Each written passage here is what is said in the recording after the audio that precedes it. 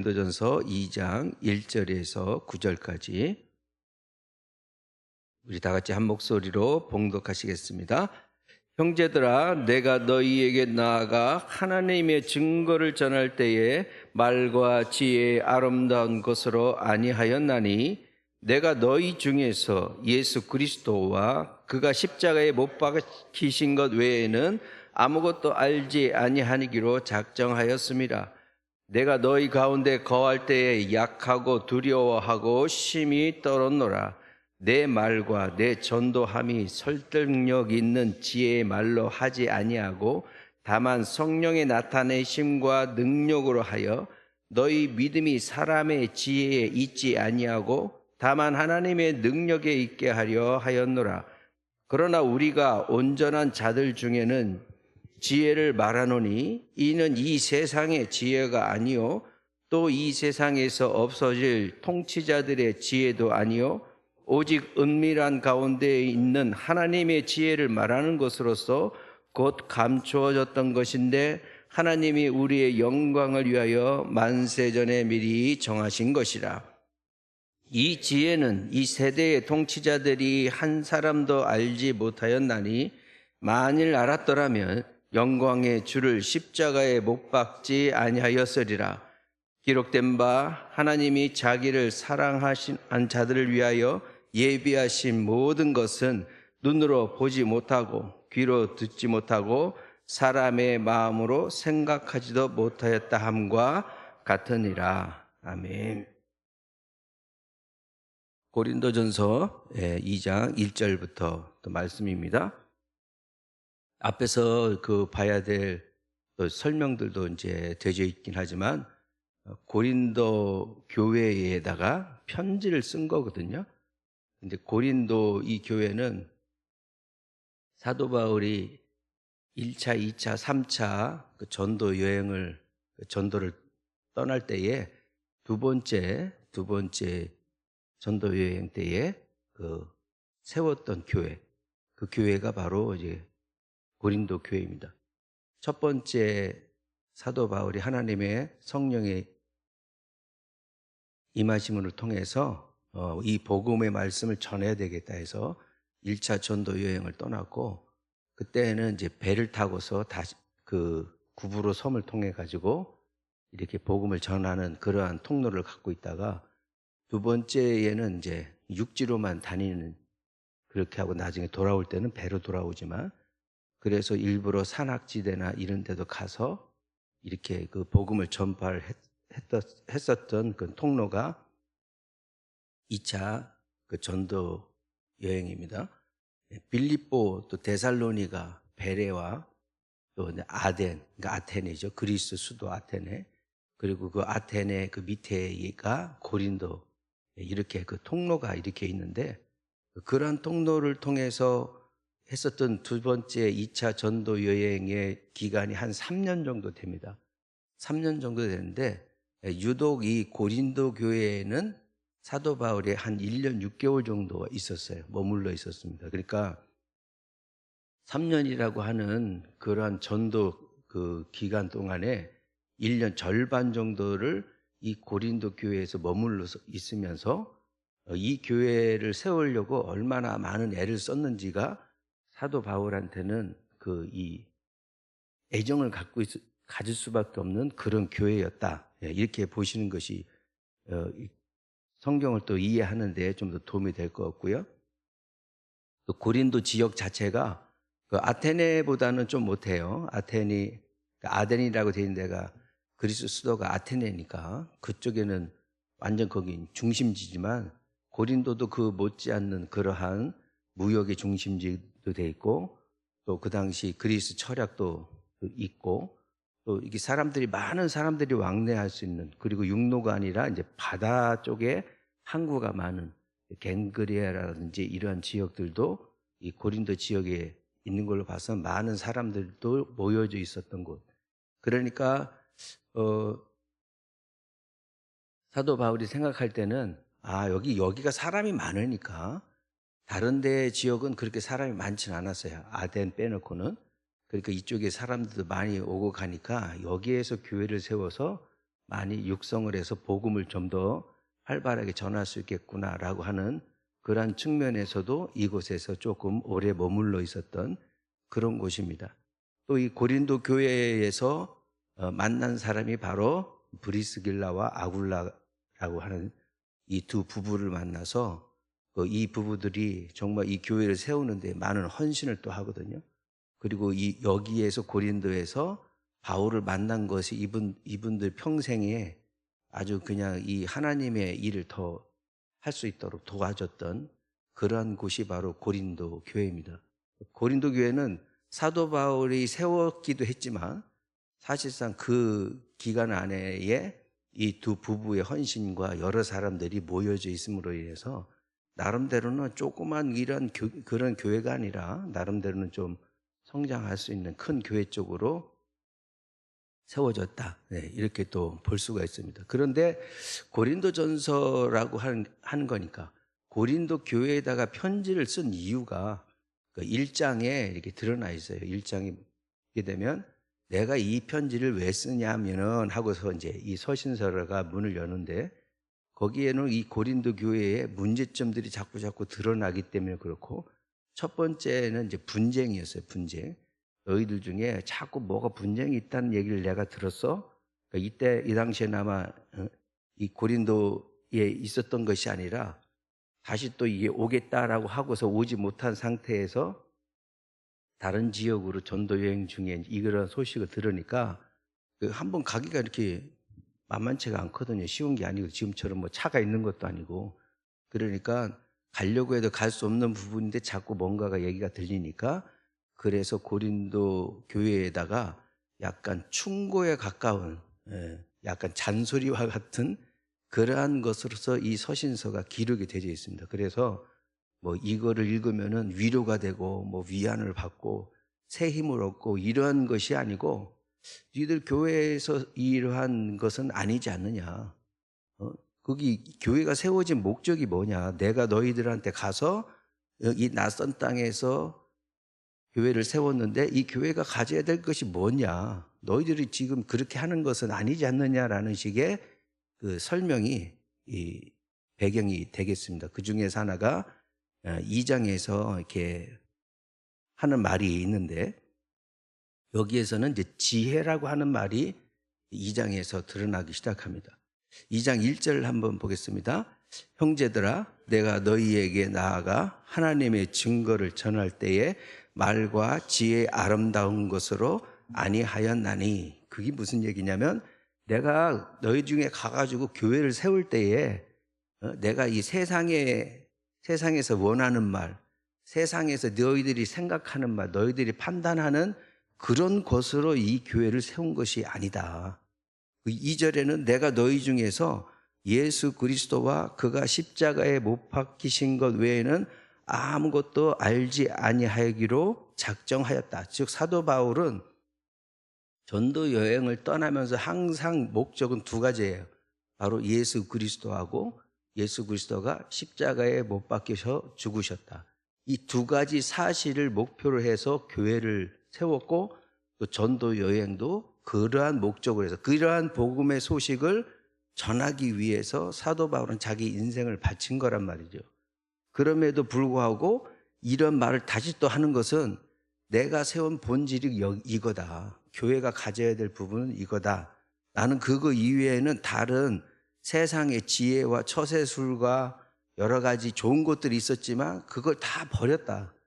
나는 뭐 알고 싶지 않아서 모르는 게 아니라 그것보다도 더 중요한 것은 예수님밖에 없었기 때문에 이러한 세상적인 것과 판단과 철학을 우리는 버리고 윤리와 도덕을 버리고 오직 그 예수 그리스도만 전하기로 작정했기 때문에 그렇기 때문에 이 낯선 땅 고린도에 와서 이 교회를 세웠고 여기서 내가 1년 6개월 동안 너희와 함께해서 세워졌던 교회가 아니냐라고서 반문을 하는 거죠.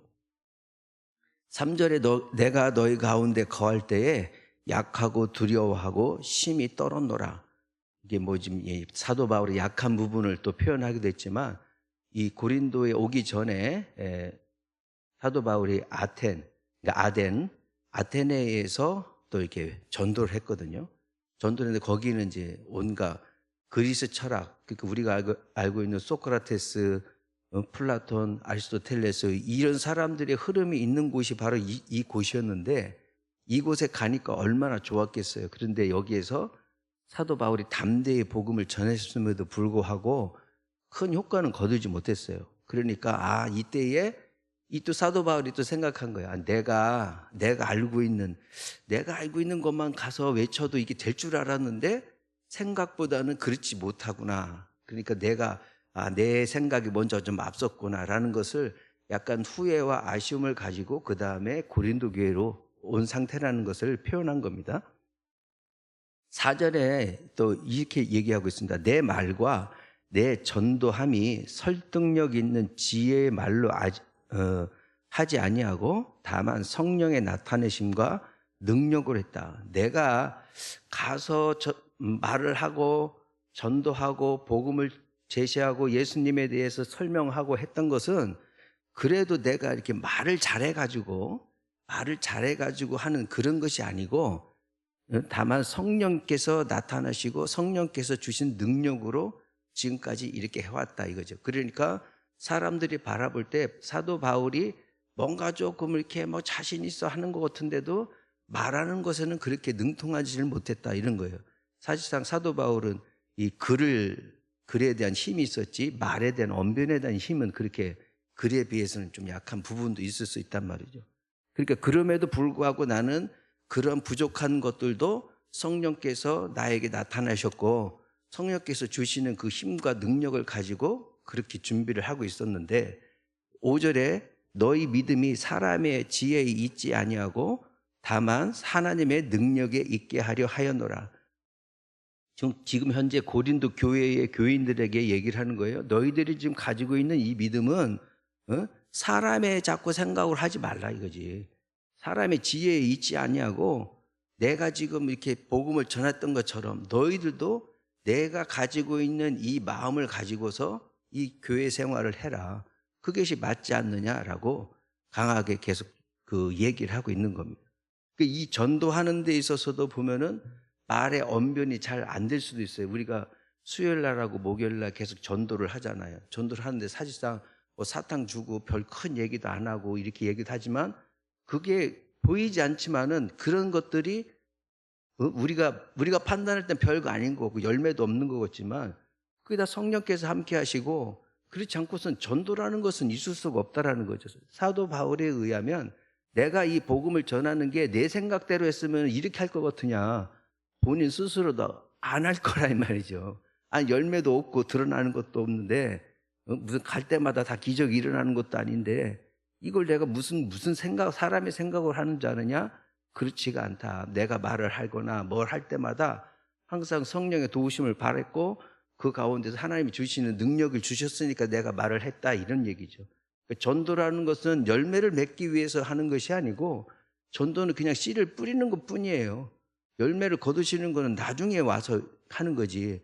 그 자리에서 전도했는데 회심이 일어나고 사람이 뭐 병고침을 받고 같이 기도하면은 이런 그 바로 눈에 보이는 것이 아니고 전도는 어떻게 열매가 맺어질지는 몰라. 되지만 우리는 씨 뿌리는 자처럼 씨를 뿌리는 거야. 어디든지. 하나님의 복음은 돌짝밭에도 떨어지는 것이고 옥토에도 떨어지는 것이고 그 옥토냐 돌짝밭이냐 이게 중요한 게 아니라 하나님의 복음은 계속해서 비처럼 내리는 거란 말이죠. 그러니까 그 역할을 우리는 가서 전하는 거야. 복음이라는 게 그런 거거든요. 그 전도 이게 별거 아닌 것 같아도 그냥 아무나 할 수 있는 게 아니라는 거지. 성령께서 우리에게 그 전도를 해야 된다라는 것을 마음속에 주시지 않고서는 그게 어떻게 전도를 할 수 있습니까? 내 얼굴 팔리는 일이잖아. 그거 우리가 뭐 엄청나게 좋은 거 주는 것도 아니고 요즘은 막 귀찮아서 그런 거 받지도 않고 어떤 거는 땅바닥에 떨어져서 발로 밟히기도 밟고 가는 사람도 있고 그럼에도 불구하고 우리는 전도를 포기하지 않잖아요. 그것이 아니니까 세상 사람들이 판단하는 게 아니니까 사도 바울은 그렇게 했단 말이죠. 그렇게 해서 이 교회를 세웠다. 그래서 이 교회가 무엇을 해야 될지 왜 세워졌는지를 다시 한번 판단하기 위해서 생각해 보라고 하면서 계속해서 글을 쓰고 있는 것입니다. 6절에서 보면 그러나 우리가 온전한 자들 중에서는 지혜를 말한다. 그런데 우리가 말하는 게 지혜를 말하는데 이 지혜가 뭐냐면은 세상 통치자들, 대통령이 말 한마디 하면 무조건 하고, 저기 뭐 군대 가면은 위에서 까라면 까야지 뭐 이런 식의 이러한 그 말 한마디에 그런 것이 아니라 이 세상에서 통치자들이 하는 그런 지혜가 아니야. 사람의 것이 아니다 말이죠. 7절에 보시면은 오직 은밀한 가운데 있는 하나님의 지혜를 말하는 것으로 곧 감춰졌다. 그러니까 이런 지혜라고 하는 것은 그냥 드러나는 것이 아니고 모른다, 뭘 아는 사람들만 알게끔 이렇게 해놓은 건데 사실상 알기가 어려웠단 말이죠. 왜? 그러니까 하나님 것이라 이 말이죠. 하나님이 가지고 있는 지혜라는 것이죠. 근데 이것이 만세전부터 미리 정하신 건데 뭘 때문에? 하나님이 우리의 영광을 위해서 만세전에 미리 정하셨다. 하나님의 영광이 아니라 우리가 그러한 하나님의 말씀과 예수 그리스도를 전함으로써 그것이 우리에게 영광이 되게 하기 위해서 이 복음이라고 하는 전도라고 하는 것이 우리한테 그러한 빛나는 영광이 되게 하기 위해서 하나님께서 숨겨진 것이기 때문에 이 보물을 소유한 천국의 보물을 소유한 내용을 한 자들이 나가서 말을 전할 때에 그러한 것들이 드러나게 되는 것이다 이 말이죠. 8절에도 이렇게 되어 있습니다. 이 지혜는 이 세대의 통치자들이 한 사람도 알지 못하였나니 만일 알았더라면 영광의 주를 십자가에 못 박지 아니하였으리라. 만약에 이 지혜가 뭐냐면 바로 예수님이 하나님의 아들로서 육신을 입어서 이 땅에 오시는 것이고 그래서 십자가에 죽으셔야 했다라는 것이 이 지혜란 말이에요. 그러니까 사람의 지혜가 아니고 하나님의 지혜라고 하는 것은 바로 이거고 이것을 만약에 알았다면은 예수님이 오셨는데 저분은 결국에는 우리 때문에 죽으셔야 되네? 그러면 안 되지. 저분이 죽으시면 안 되지. 내가 차라리 죽는 게 낫지. 사람들이 이렇게 판단을 했을 거란 말이죠. 그렇지만 누가 또 내 스스로 이 죽음의 길을 택하면서까지 죄를 떨구려고 하겠는가라고 하는 반문을 하는 것이고 만약에 그 예수님이 진짜 하나님이신 줄 알고 정말 십자가에서 죽으셔야 된다라는 것을 우리가 깨달았다면 우리는 결코 그렇게 못할 거란 말이죠. 우리는 결코 십자가에다가 못지를 못했을 거란 말이지. 예수님을 매달아 놓고 거기다가 창으로 찔르지는 못했을 것이다 이 말이죠. 그렇게 할 수가 없는 것이죠. 우리 왕 중에 왕이신 하나님을 어떻게 인간이 그렇게 할 수 있겠느냐. 그렇게 되는 겁니다. 그래서 9절에 기록된 바 하나님이 자기를 사랑하는 자들을 위하여 예비하신 이 모든 것들은 감추어져 있다. 눈으로 보지 못하고 귀로 듣지 못하고 사람의 마음으로 생각하지도 못하였다 함과 같으니라. 이사야 64장 4절의 말씀에 그런 것이 있죠. 우리는 눈이 있어도 보지 못하는 거야. 귀가 있어도 듣는 게 아니야. 저는 기도할 때 항상 하나님께서 하늘의 문을 여셔서 성령께서 지혜를 주셔서 내가 보지 못했던 것들을 보게 하시고 내가 듣지 못했던 걸 듣게 하시고 내가 깨닫지 못했던 것을 깨닫게 하여 주옵소서. 저는 항상 이제 기도가 제목이 그런 부분이 있는데 그게 우리 눈으로서는 할 수 있는 게 아니거든. 하나님께서 해주셔야만이 열리는 것인데 이러한 것들이 이 교회에 너희들 교회 안에 있어야 되는 게 아니냐. 그런데 자꾸 인간의 판단, 인간의 생각 이게 좋겠다, 이게 아니냐 이렇게 자꾸 하나님 중심에서 벗어난 자꾸 십자가에서 벗어나 있는 교회는 항상 예수 그리스도 주님의 죽으신 그 십자가 이 두 가지만 가지고도 충분히 존재를 해야 되는데 자꾸 다른 얘기들이 나온단 말이에요. 그래서 고린도전서 뒤쪽에 보면은 이런저런 문제들에 대해서 사도 바울이 다시 제시를 하거든요. 이런 내용이다. 이런 건 이거다. 이건 이거 아니냐. 그래서 이 고린도 교회가 문제가 한두 가지가 아닌 것이 자꾸 드러나게 돼 있어요. 그런데 그렇게 된 배경이 내가 왜 이 말을 쓰냐면은 뒤에 이런 말들을 내가 쓸 거야. 근데 그거의 가장 본질은 너희들에는 예수님하고 그리스도의 죽으신 그 십자가 이게 없다 이런 말이죠. 교회는 그것이 우선이 돼야 되는데 그렇지 않고 자꾸 다른 거 그거 이외에 다른 지혜, 그거 이외에 다른 컨텐츠, 그거 이외에 다른 사람들이 판단하는 거 자꾸 그런 쪽으로 휩쓸려 가니까 본질에서 멀어지고 있다 이 말이죠. 그래서 너희들이 생기는 문제가 바로 그런 것이다. 이 고린도 교회 안에서의 다툼은 여러 가지가 있어요. 다 믿는다고 해서 다 해결되는 게 아니라 다양한 층들이 오다 보니까 생각이 다 다른 거야. 어떤 한 가지 사실을 가지고도 이 지식이 있는 사람이 있고 지식이 또 없는 사람이 있고, 계급이 높은 사람이 있어. 이미 막 돈 많은데 예수 믿은 사람이 있지만 그렇지 못하고 아무것도 배우지도 못했는데 예수를 믿은 사람들이 있어요. 근데 교회 안에서는 공동체가 됐으니까 한 교인이고 이렇게 얘기가 되지만 어떤 결정을 할 때에 힘 있는 사람, 돈 있는 사람의 말이 더 높은 거야. 그 밑에 있는 사람도 그게 아닌데 하면서 서로 또 끌려가다 보니까 또 불만이 생기고 자꾸 분열이 생기는 거죠. 교회가 예수님 안에서 하나가 되길 위해서 모였는데 자꾸 거기에서 자꾸 예수님 바깥으로 자꾸 나가려고 하는 것들이 교회를 갖다 흐트러뜨리는 그런 행동들이 계속해서 그 당시에도 존재를 한 것처럼, 교회 안에 이 공동체가 모여졌다 세워졌다 하더라도 모든 게 하나님의 은혜가 아니면은 어렵다는 겁니다. 그리고 교회는 바로 예수님에 대한 거, 또 예수 그리스도가 십자가에 죽으셨다는 거, 이거 이외에 이러한 본질을 우리가 붙잡고서 이 교회가 나가야 되지, 그 어떤 교회도 그 이상에 벗어나게 되면은 하나님이 세운 교회가 아니다라고 하는 것이 사도 바울의 외치는 것이죠. 얼마나 애착이 많았겠습니까?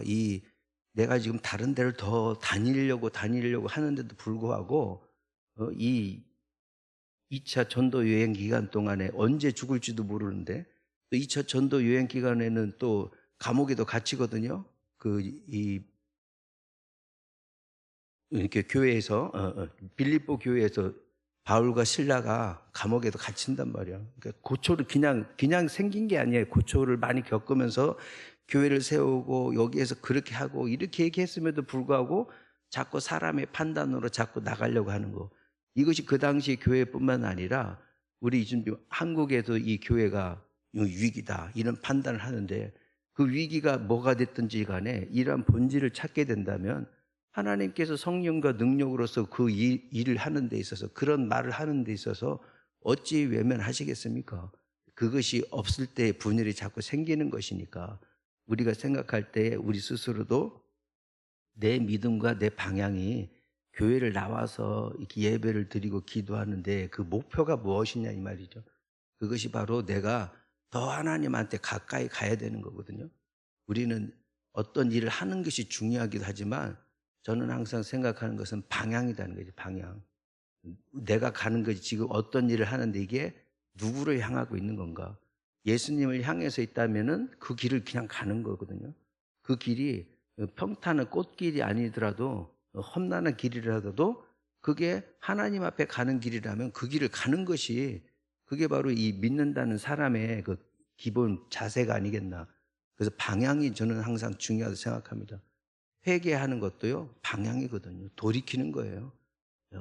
이쪽 방향으로 가는 거를 이렇게 돌이키면 돼. 가운데 하나님을 향한, 이것이 바로 모든 곳에서의 우리 성경 말씀이나 이 믿음 가운데 생활하다가도 항상 내가 어디로 가고 있지?